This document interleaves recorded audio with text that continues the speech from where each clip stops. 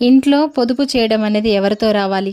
అది ఆడవాళ్ళతోనే రావాలండి. ఈ రోజుల్లో చాలామంది ఆడ, మగ ఇద్దరు సంపాదించే వాళ్ళుంటే ఇద్దరు ఖర్చు పెట్టేస్తారు. నేను సంపాదిస్తున్నాను మగవాళ్ళు, నేను సంపాదిస్తున్నాను ఆడవాళ్ళు ఇద్దరు ఖర్చు పెడతారు.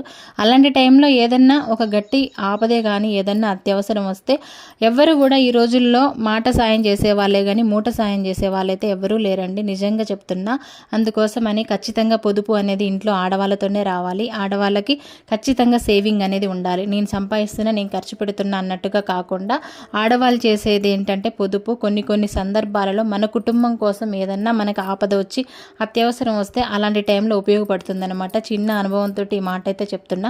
ఎందుకంటే చాలామందిని నేను చూసింది ఏంటంటే నేను సంపాదిస్తున్నా, నేను ఖర్చు పెడతాను, ఇలా సంపాదించి ఇలా ఖర్చు పెట్టే వాళ్ళు ఉంటారండి. నిజం చెప్తున్నా, ఖర్చు పెట్టాలి. కుటుంబం కోసం అవసరమైనంత వరకే ఖర్చు పెట్టుకోవాలి. అనవసరమైన ఖర్చులు పెట్టుకోకుండా పొదుపు అనేది ఖచ్చితంగా ఆడవాళ్ళకి అవసరం అండి. ఎందుకంటే కొన్ని సందర్భాలలో కొన్ని ఇబ్బందుల నుంచి మనకు బయటపడేస్తుంది అనమాట.